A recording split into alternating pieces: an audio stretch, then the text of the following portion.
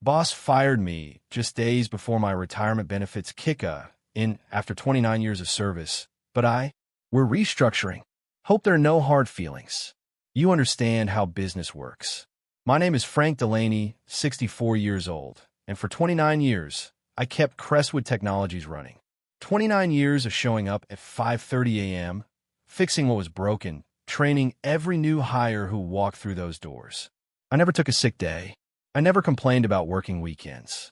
I never said no when they needed someone to stay late to make sure the servers didn't crash overnight. And now, just 4 days before my full pension was supposed to kick in, before I could finally retire with dignity, Brandon Chase, the new CEO, looked me straight in the eye and told me I was done. Except he didn't really look at me. He kept his eyes glued to his laptop, like I was just another expense to cut from a spreadsheet. The conference room suddenly felt smaller than ever. The fluorescent lights buzzed overhead, filling the silence like an insult. Through the glass walls, I could see the cubicles where people I had trained were busy working, completely unaware that the man who had taught them everything was being quietly erased. Budget cuts, Brandon finally said, glancing up for a second. We're moving in a leaner direction. Nothing personal, Frank. Just business. Nothing personal. I'd given this company half my life, and to him, it was just business. I nodded because what else was there to do? Argue? Beg? I'd seen men my age escorted out by security for making a scene. That wasn't going to be me. The termination paperwork was already printed. Final paycheck, COBRA details, return of company property. All standard procedure. I signed everything with the same Crestwood pen I'd been using for 5 years. The logo faded almost to nothing. Badge and keys, Brandon said, extending his hand. I unclipped my ID from my belt, the same spot it had lived for nearly 3 decades. The plastic was worn smooth from thousands of swipes through card readers. My employee photo showed a younger man, brown hair, bright eyes, a man who believed he'd retire from this place with pride. Then I handed over the master keys to every door, every supply closet, every control room in the building. I had been trusted with everything, and now I was trusted with nothing. Without another word, I walked out, past the cubicles where people pretended not to see me, past the break room where I'd eaten lunch at the same table for 29 years, past the security desk where I'd checked in thousands of times. The parking lot was quiet. My old truck started on the first try, just like it always did. I sat there for a long moment, engine running, staring back at the building that had been my second home, and realizing it had never really been mine at all. Something about the whole thing didn't sit right with me, but I couldn't quite figure out what. I'd built my entire life around that place. I started at Crestwood Technologies when I was 35, fresh off a divorce that took half of everything I owned. The job wasn't glamorous. Facilities management never is. I was the guy who fixed broken pipes, made sure the heat worked in the winter, and kept the lights on when no one else knew how. But it was steady work with good benefits, and they told me that if I stuck around, they'd take care of me when I got old. Back then, Crestwood was small, maybe 50 employees, just 2 modest buildings still figuring out what kind of tech company they wanted to be. I watched it grow, brick by brick, department by department. When they expanded into 4 buildings across the industrial district, I was there. When they needed someone to oversee the construction of a new data center, they called me. When city inspectors showed up asking tough questions about building codes, they sent me to handle it. I trained every facilities worker who came after me, taught them how to read blueprints, negotiate with contractors, and keep everything running without breaking the budget. Most of them moved on to bigger jobs eventually. But I stayed, because Crestwood wasn't just where I worked, it was where I belonged. 8 years ago, my wife died of cancer.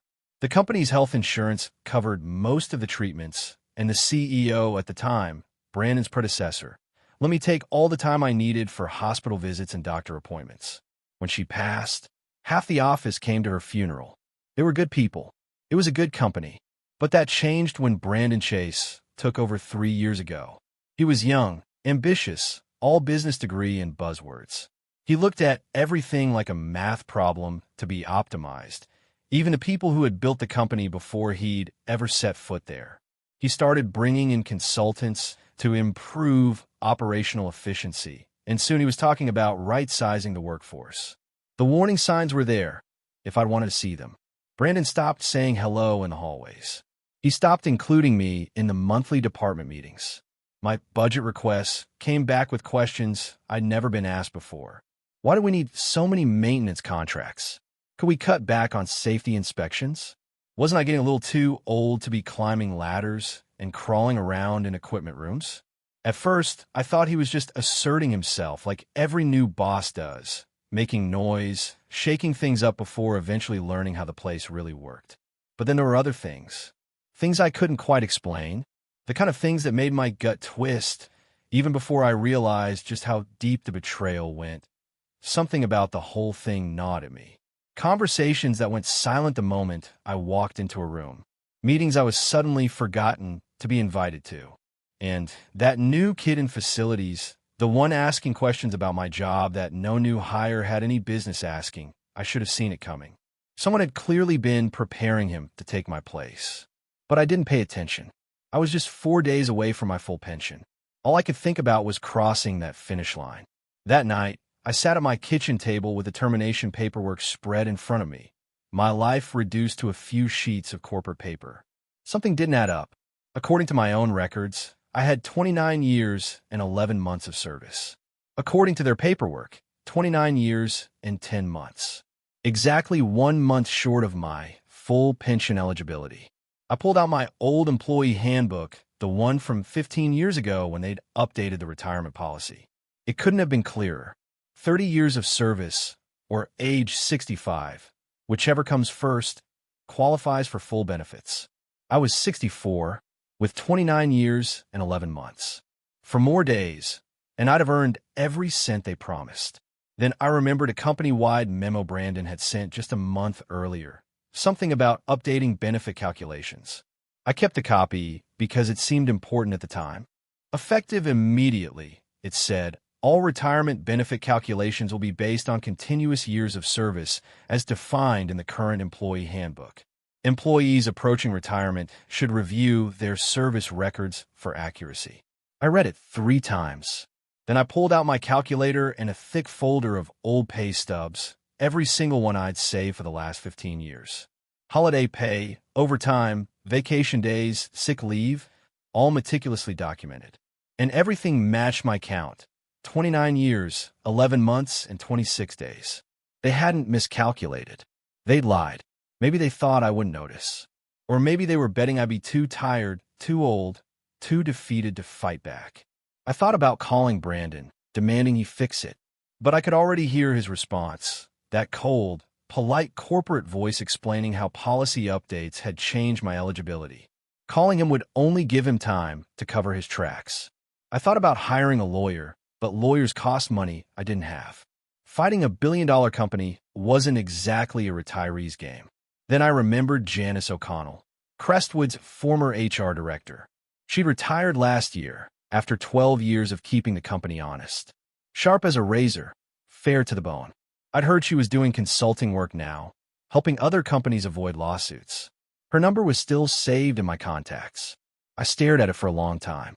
Calling her meant admitting I'd been cheated, that after nearly 3 decades of loyalty, I was disposable. But as I looked down at my pay stubs, the ones that proved the truth, something inside me changed. I wasn't angry. Not yet. I was focused. I dialed. She answered on the second ring. Frank Delaney, she said before I could even introduce myself. I heard what happened. Word travels fast in this business. I told her everything. The timing, the discrepancy, the way Brandon had been pushing me out piece by piece. She didn't interrupt once, just listened, asking precise questions about dates and documents. When I finally finished, there was a pause on the line. You kept all your pay stubs? She asked. Every single one. And every memo, policy update, and notice they ever sent. Her tone changed, sharp, decisive. Smart woman, your wife, she said softly. Listen carefully, Frank. What Brandon did isn't just wrong. It's illegal. Federal law protects employees from being terminated to prevent them from collecting earned benefits. But proving it, she paused, proving it takes evidence. We need to show intent, Janice said firmly, her tone all business. She explained how these cases usually went. The Department of Labor took them seriously, but without hard proof, they rarely stuck. We needed evidence, patterns, documents, anything that could show this wasn't a coincidence, but a calculated move. Bring everything to my office Monday morning, she told me. Don't talk to anyone at Crestwood. Don't post online. Don't even tell your neighbors what happened. If this goes where I think it's going, we need them to believe they got away with it. That Monday, I arrived at her office with 3 full boxes: pay stubs, handbooks, memos, performance reviews, even printed emails. 29 years of my career, stacked neatly in chronological order. Janice worked through it all with the precision of a surgeon, making careful notes on a yellow legal pad. When she reached Brandon's memo from last month, she stopped, read it twice, and smiled. That sharp, satisfied kind of smile that says someone's just found the missing puzzle piece. This, she said, holding up the memo, is golden. He put it in writing that service calculations must be accurate, then fires you with an inaccurate 4 days before you hit 30 years. Either he's incompetent or he's lying. What's the difference? I asked. The difference, she replied, is that incompetence gets you reinstated. Lying gets you reinstated plus damages and opens a federal investigation that could tear their HR department apart. She laid out the next steps. File a complaint with the Department of Labor. They'd investigate, interview witnesses, review records, and if they found proof of deliberate benefit denial, Crestwood could face massive penalties, even criminal charges for those responsible. How long does it take? I asked. Could be weeks. Could be months, she said. But understand this, Frank. Once we file, there's no turning back. Brandon will know you didn't just walk away quietly. He'll fight. She was right. The very next afternoon, my phone rang, Brandon's name flashing on the screen. Frank, he began smoothly. I heard you've been talking to people about your termination. I hope you're not planning to do anything foolish. I said nothing. Look, I get it, he continued. You're upset, but we followed company policy exactly. Your record shows 29 years and 10 months. I've got the documentation right here. What documentation? I asked quietly. Your hiring date, January 15th, 1996. Termination date, November 8th, 2024. Simple math, Frank. I clenched my jaw. He was lying, and I had the offer letter to prove it. December 15th, 1995. He was setting up his defense, trying to trap me into an argument he could twist later. I'm not looking for trouble, I said evenly. Not yet. Good. That's good to hear, Brandon said, his voice smooth as glass. Because if someone were to file a frivolous complaint against the company, we have no choice but to defend ourselves. And defending ourselves might involve reviewing that person's entire work history, making sure they never broke any company rules, never took anything that didn't belong to them, never said anything that could damage the company's reputation. The threat was clear. Fight back, and they drag my name through the mud. Understand, I said quietly, and hung up. But I didn't understand, not really. Because what Brandon didn't know was that Janice had already filed the complaint that very morning. When she called me Wednesday evening, her voice carried a rare hint of excitement. The Department of Labor's moving fast on this one, she said. Turns out they've had their eye on Crestwood for a while. You're not the first, Frank. She'd spoken with the investigator assigned to my case. Over the past 2 years, 3 other long-term employees at Crestwood have been terminated just months before qualifying for full pension benefits. All of them in their 60s. All of them with conveniently miscalculated service records. They're calling a pattern, Janice explained. Systematic benefit denial. The kind of thing that gets a company put on a federal watch list. But that wasn't the worst of it. The investigator had already pulled personnel files for all 4 terminated employees. And what they found changed everything. A string of internal emails between Brandon and the new HR director, discussing ways to optimize the workforce and reduce long-term benefit obligations. Janice's tone hardened. They weren't even careful, Frank. They used company email. Talked about employees by name. Your name shows up 6 times in the past 3 months. A chill ran through me. What did they say about me? That you were a legacy cost. That your pension and health benefits would be a significant ongoing expense. They even discussed how to eliminate your position and redistribute your responsibilities to others. I sat there in silence, feeling something cold and heavy settle in my gut. While I've been showing up early, working weekends, training new hires, they've been planning my exit, plotting how to erase me just before they owed me what I'd earned. There's more, Janice said quietly. The investigator wants to meet with you Thursday morning. They're bringing someone from the criminal division. Criminal? I repeated. Yes, Frank. When a company deliberately terminates employees to avoid paying benefits, that's not just unethical, it's fraud. And since they used emails to plan it, it falls under wire fraud. People go to prison for this. Thursday morning, I sat in a cold conference room at the Department of Labor building downtown. Two investigators, younger than my son, dressed in suits worth more than my car, sat across from me.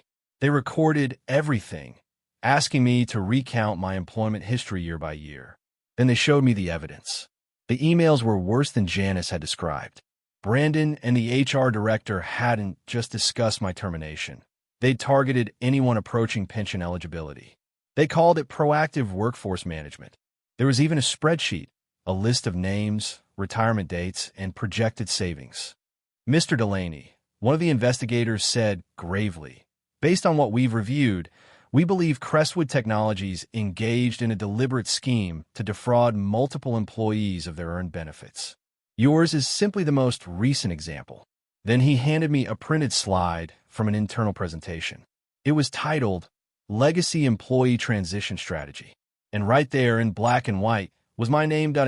My name was right there on the slide, alongside the three others who'd been fired before me. We were labeled Q4 optimization targets. The words hit harder than any pink slip ever could. "We're going to need you to testify," one of the investigators said. "This is going to trial. Federal court. The people responsible are going to be held accountable." I thought about Brandon, sitting in his glass-walled office, smiling as he told me it was just business. I thought about nearly 3 decades of loyalty, 30 winters fixing broken boilers, 30 summers keeping the air running, 30 years of believing hard work meant something. "What do you need me to do?" I asked. The federal investigation moved faster than anyone expected. By Monday, investigators had seized Crestwood's email servers and questioned 6 employees. By Wednesday, they executed a search warrant on Brandon's office and HR. Janice called me daily with updates, each one more unbelievable than the last. They found everything, Frank, she told me over coffee that Thursday morning. Spreadsheets, memos, years of internal discussions about cutting older staff. It's like they wanted to get caught. The plan was simple, cold, calculated. Identify employees close to pension eligibility. Question their performance. Terminate them before their benefits vested. Save millions in long-term costs. Brandon had pitched it to the board as financial optimization. Younger workers were cheaper. Fewer health complications. No long-term obligations. It made sense on paper until someone like me kept records. Until someone like Janice knew exactly what laws they were breaking. By Friday afternoon, Brandon called again. This time, the arrogance was gone. "Frank," he said, his voice trembling, "I think there's been a misunderstanding about your termination. We should talk. Work something out." "A misunderstanding?" I asked, keeping my tone flat. "Your service record. There might have been an error in calculation. If you come in Monday, we can review it. Make sure you get what you deserve." He was desperate. The story had broken in the business section of a local paper. Crestwood stock price had dropped 15% in 2 days. The board was demanding answers Brandon didn't have. "I don't think that'll be necessary," I told him. "Frank, please," he said quickly. "We've worked together for years. Let's be professional. No lawyers, no agencies, just 2 reasonable men fixing a misunderstanding." But it was far too late for that. The Department of Labor had already filed criminal charges, wire fraud and conspiracy to defraud employees of earned benefits. Brandon was facing up to 5 years in federal prison. Monday morning, I got another call, this time from the company's attorney. A real one. The kind they bring in when everything's on fire. "Mr. Delaney," he began, his tone rehearsed and polite, "our client would like to discuss a settlement. Full reinstatement of your pension, continued health coverage, and additional compensation for the inconvenience you've experienced. How much compensation? I asked. We're prepared to offer $50,000, provided you agree not to pursue further legal action. I told him I'd think about it. Then I called Janice. Don't take it, she said instantly. They're scared, Frank. The criminal case is just the start. Once this hits federal court, others will come forward. This is going to explode, class action level. She was right. By Tuesday, 8 more employees had contacted the Department of Labor, each with stories eerily similar to mine. By Thursday, the number had grown to 15. Then the local news picked it up. Cameras showed Crestwood's shiny headquarters behind bold headlines. Crestwood Technologies accused of pension fraud, multiple executives under federal investigation. And for the first time in 30 years, I didn't feel invisible. Federal investigation targets local tech company. That was the headline splashed across the front page. Brandon's photo sat right beneath it. The same confident CEO who'd once told me, "It's just business." Now he looked lost in a suit that suddenly seemed 2 sizes too big. For the first time in months, I didn't have to do anything but wait. The system, the one I'd spent my life believing in, was finally working. And Brandon was about to find out what it felt like to have his future decided by someone else. Tuesday morning, I was sipping coffee when the phone rang. It was Janice. Her voice was urgent. "Frank, turn on Channel 6. Now." I grabbed the remote and flipped to the news. There he was, Brandon Chase, being led out of the Crestwood building in handcuffs. Federal agents followed behind him, arms full of boxes labeled evidence. The reporter's voice carried over the footage. Federal prosecutors have charged Brandon Chase and Human Resources Director Patricia Walsh with conspiracy and multiple counts of wire fraud. Investigators allege the two engaged in a systematic scheme to terminate long-term employees before they qualified for full pension benefits. The alleged fraud is estimated to have cost workers over $2 million. The camera caught Brandon stumbling as they guided him into a federal vehicle. His face was pale, his perfect hair out of place. He looked smaller than I'd ever seen him. If convicted, the reporter continued, Brandon Chase faces up to 70 years in federal prison. I turned off the TV and sat in silence. 29 years of early mornings. 29 years of fixing what others broke. For a long time, I believed loyalty mattered, and now I knew it did. Just not in the way I expected. An hour later, Janice called again. Her voice was steady, almost proud. The Department of Labor just finished their investigation, she said. 18 employees were affected. Total damages exceed $2 million. The board voted to terminate Brandon and Walsh immediately, and they've agreed to full restitution. Restitution? I asked quietly. Your pension's restored, Frank, she said. Backdated to when it should have vested. Full health coverage. And $200,000 in additional compensation, plus your legal fees. For a moment, I couldn't speak. I thought about that day in the conference room, Brandon behind his laptop, saying it's just business. This time, business had come for him. 3 months later, I was back in my workshop, sanding down a bookshelf for my daughter. The tools felt right in my hands, familiar, honest. The smell of sawdust filled the air, and the rhythmic scrape of sandpaper was the only sound. My pension came in right on schedule. The settlement money sat untouched in my account. I didn't need it. After nearly 3 decades of steady work, I finally had what I'd earned, peace. Brandon pleaded guilty. 18 months in federal prison. Patricia Walsh got 6 months and 2 years probation. Crestwood, bought out by a larger firm that cleaned house and management. The local paper ran a follow-up story. Local man's complaint sparks federal investigation. They wanted to interview me, but I declined. I wasn't looking for fame, just fairness. That afternoon, my daughter called. I saw the article, she said. I'm proud of you, Dad, for standing up for yourself. I smiled. Didn't do anything special, I said. Just made a phone call. Sometimes that's all it takes. I loaded the finished bookshelf into my truck. Solid oak, dovetail joints built to last decades. As I drove to her house, I thought about the difference between fixing what's broken and building something new. Both mattered, but building something new, that felt better. If this story inspired you, like, share, and subscribe for more powerful revenge stories that prove justice always finds its way.